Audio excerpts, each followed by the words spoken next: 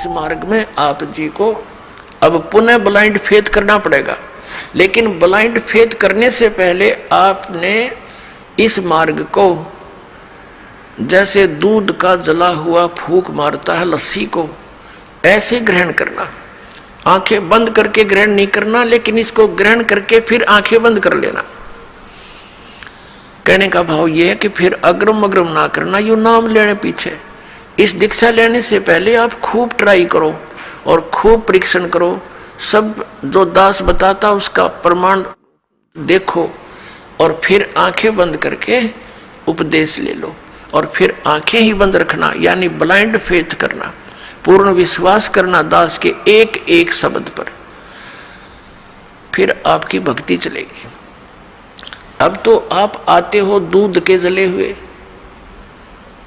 और फिर यहां फूंक मारते हो लस्सी को भी, कोई बात नहीं, कुछ दिन के अंदर आपको अपने आप डिफरेंशिएट का पता लग जाएगा। और खूब ट्राई करो पहले, फिर बाद में अगर बगर करोगे तो भगवान का लाभ मिलना बंद हो जाएगा। दीक्षा लेने के बाद यदि आप दास के वचनों में अविश्वास करते हो, आपका नाम नहीं रहेगा। कह कबीर सुनो भी साधो, मैं तो हूं विश्वास में। अब उस परम पिता परमेश्वर परम पूज्य कबीर जी, जो एक जुलाहा जाति में, एक झोपड़ी में रहने वाला, एक धोती लंगोटी में रहने वाला, और उसको भगवान मानना बालकों का खेल है। लेकिन वो परमात्मा हैं और थे और रहेंगे, क्योंकि हम समझ नहीं सके। अब उसको कोई परमात्मा मान सकता है? जब दास ने प्रारंभ में कहना शुरू किया तो लोग मजाक किया करते थे कि देख यो भी दानक हो गया। अरे भले हुए कृति, हम तो लेट हो गए दानक होने में, हमने तो पहले होना चाहिए था जब पता लग जाता था। कहने का भाव ये था कि दानक का अर्थ है कबीर पंथी। उस कबीर पंथ परमात्मा परमेश्वर के द्वारा दिए हुए वे ऑफ वर्शिप पे, उस रास्ते पर चलने वाले तो हमने पहले बन जाना चाहिए था। हमारे दादे परदादों ने बन जाना चाहिए था। वह भूत बने फिरे नकली संतों और पंथों, इन गुरुओं के शास्त्र विरुद्ध ज्ञान को सुन सुनकर अरिबुन के श्राद्ध निकलवावे, वह भूत बने फिरे आप खावें, क्योंकि तुम्हारे पिताजी स्वर्ग में दुखी हो रहे हैं। अरे स्वर्ग की तो हो गया जहाँ दुखी हो रहे हैं, नौका नरक में डलवा दिए उल्टी साधना करवा के, और फिर आप पेट भरें और श्राद्ध के तुम्हारे पिताजी खावें। वाह भाई वाह। तो कहने का भाव ये पुण्यात्मा, शास्त्र विरुद्ध साधना करने से हम बहुत हानि उठा चुके हैं। उस दानक जुलाहे कबीर जी को और भगवान मानना, ये भी एक 8वां जुबा के 10वां जुबा समझ लियो। लेकिन वो भगवान है ही, हमारे ना मानने से उनकी वो प्रभुता समाप्त नहीं हो सकती, क्योंकि हम नहीं पहचान पा रहे लाल है ये, हमें विश्वास नहीं हो पा रहा। तो ये हमारी बाल बुद्धि का ही परिणाम है। लाल तो इतनी ही कीमत रखता है, वो लाल है, वो पूर्ण परमात्मा है, और वहाँ लीला करने के लिए सह शरीर आए थे, सह शरीर चले गए थे, और पूरा ज्ञान उन्होंने हमें बताया आकर के, जो दास आपको बता रहा। तो प्रसंग चल रहा है, हम उसी पर आते हैं। तो इसी प्रकार जब आप जी दीक्षा ले लेते हो, उसके बाद फिर दास जो वचन बोलता है और आपके मन में अविश्वास उत्पन्न होता है, तो आप कमजोरी में आ चुके हो। क्योंकि आप कितने दिनों से भक्ति कर रहे होगे, जब से जन्म हुआ। पवित्र हिंदू धर्म में तो शायद कोई ही व्यक्ति ऐसा होगा नास्तिक जो भगवान नहीं कहता हो या उसको नहीं मानता हो। वैसे तो मुसलमान धर्म में भी भगवान अल्लाह वो सभी मानते हैं, ईसाई धर्म में भी मानते हैं, हिंदू धर्म में भी मानते हैं।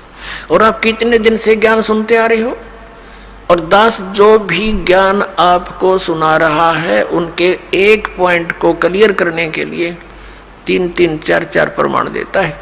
और पहले आपने जो अज्ञान सुन रखा था उसका कोई सिर पैर नहीं, और आपको स्वीकार्य था।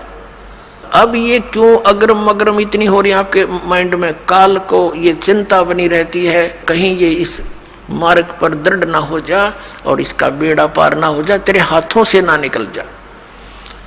तो पुण्यात्मा, उपदेश लेने से पहले दास ने बहुत सुविधा उपलब्ध कर रखी है। जिन दिनों में सत्संग होता सत्संग सुन करो, फिर परमात्मा ने दया बख्श रखी है, एक पवित्र टीवी चैनल पर उसने साधना के ऊपर शाम को 8 बजे सत्संग आता है, वहां सुनते रहो। कहने का भाव ये है कि आप जी पहले कति कंसेप्ट क्लियर करो, जब आओ यहाँ पर और नाम लेकर फिर जो सही दृढ़ होकर आते हैं उनको कुछ चंद ही दिनों में परमात्मा के वो चमत्कार शुरू हो जाएंगे। क्योंकि कनेक्शन ले लिया बिजली का, कनेक्शन लेते ही आपके पंखे चलेंगे, सब कुछ ठीक चलेगा। यदि कनेक्शन लूज हो गया, ना पंखा चलेगा ना कोई और सुविधा, उस पावर से होगी। जो पावर सत्र का काम है तो पावर से ही होगा। तो इस प्रकार आपका अगर कनेक्शन लूज रह गया, यानी आपका नाम खंडित हो गया, तो मालिक की पावर आपके घर पर या आपकी बॉडी में काम नहीं करेगी। इसके लिए परमात्मा ने बताया है कि अनंत कोट बाजी जहां अमन रचे सकल ब्रह्मांड ही, कहे कबीर मैं क्या करूं ये काल करे जीव खंड। कि मैं इतना समर्थ हूं। परमेश्वर कबीर जी कहते हैं अनंत कोट बाजी जहां मन रचे सकल ब्रह्मांड। और कबीर साहब कहते हैं, आदरणीय गरीबदास साहिब जी को कबीर साहब ने यह ज्ञान दिया था, ये वाणी गरीबदास साहिब जी की है कि कबीर साहब ये कहते हैं, गरीबदास जी उसका समर्थन कर रहे हैं कि कबीर साहब ये कहते हैं कि मैं क्या करूं, युग काल मेरे से जीवों को खंड कर लेता है, इनके नाम खंड करवा के फिर मेरी पावर वहां काम कर नहीं सकती, ये ऐसा कर देता है। तो आप इसे सावधान हो। दीक्षा लेने में देरी हो जावे कोई दिक्कत नहीं, लेकिन लेने के बाद फिर ये समझ लेना हमें भगवान मिल गया। और फिर गुरु जी को परमात्मा के तुल्य मानना पड़ेगा, तब आपकी प्रॉब्लम सोल्व होएगी। भले ही पुण्यात्मा गुरु भगवान नहीं है, ये दास क्योंकि मालिक आए थे वो तो भगवान थे ही, वो भी गुरु थे, हमने उनको भी भगवान नहीं माना। लेकिन इस दास को आपने भगवान मानकर ट्रीट करना पड़ेगा, तब आपको सफलता मिलेगी। जैसे गणित के अंदर एक प्रश्न आता है ब्याज का, ऋण का। उस ऋण के अंदर क्या होता है कि हमने मूल धन खोजना होता है, बच्चों ने मूल धन प्राप्त करना होता है, वो प्रश्न ऐसा होता है। तो उसके अंदर मानना पड़ता है, मान लीजिए मूल धन 100 रुपये, वो मूल धन 100 रुपये होता नहीं, वो तो करोड़ों की संख्या में होता है। लेकिन वो करोड़ों की संख्या की राशि वाला मूलधन हमें तभी उपलब्ध होगा जब हम 100 रुपये को मूलधन मान लेंगे। अब समझदार को संकेत बतेरा, भले ये दास भगवान नहीं है, लेकिन उस मूल धन को पाने के लिए, यानी मूल मालिक को पाने के लिए आपने गुरु जी को एज ए गॉड ट्रीट करना पड़ेगा। यूं समझ ले कि मेरे सामने आज वो परमात्मा आ जाते हैं। इस दास के स्थान पर परमात्मा स्वयं भी आए थे। आज से 600 वर्ष पहले 120 वर्ष तक हमारे डले खाकर चले गए, हमारी गालियां खाकर चले गए, जूते खाकर चले गए।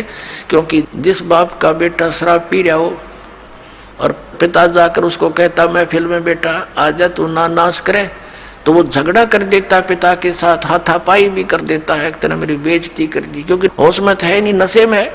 तो हमने यहाँ काल के इस झूठे रंग की भांग पी रखी है।